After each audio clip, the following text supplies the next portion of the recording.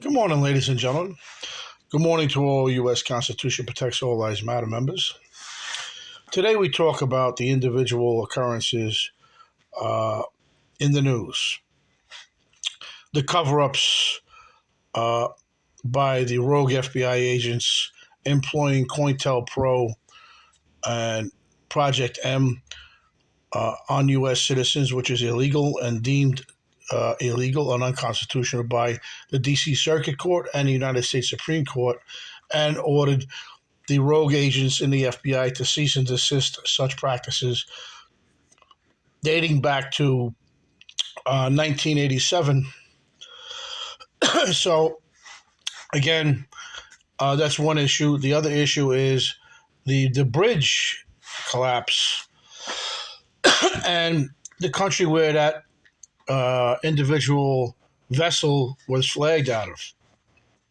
Me being former United States Navy, stationed overseas and qualified to navigate a aircraft carrier, which is about the size uh, of those individual vessels, and also I qualified to navigate a super tanker, which I was on board also, uh, conducting security under Seahawk management back when I was stationed overseas. The individual strategic oil reserves were held on some of those vessels, which remained afloat 24 hours a day.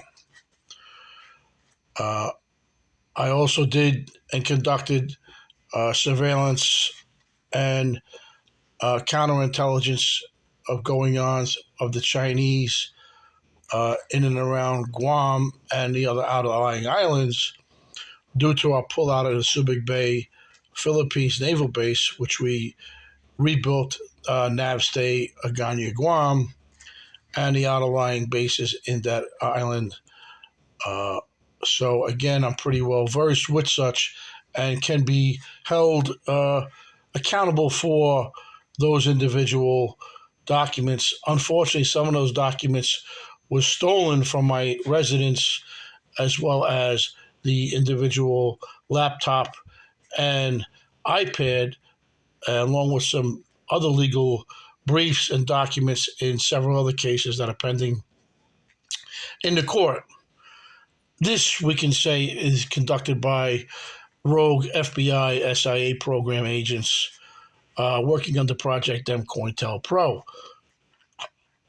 These individuals also, how do you say, hacked into my computer screens and went into my accounts and deleted briefs that was saved in there, and as well as legal evidence. There's still one missing videotape, which is very damaging to Ben Poy and Philip Grant. Uh, these individual Black Lives Matter members, working under the direction and unison and concert with Black Lives Matter, was caught on tape uh, violating the civil rights of a disabled veteran, United States Navy, who he said he did not care and was well aware of the disability of the individual. That individual is me.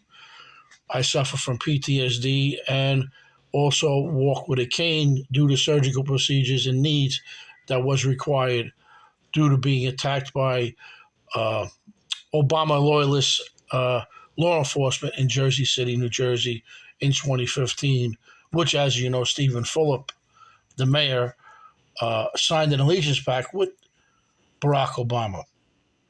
Now, getting back to the individual use of COINTELPRO and Project M. Project M and COINTELPRO was employed on myself and other inmates of Italian and Sicilian descent and Sicilian and Italian citizens in the Federal Bureau of Prisons.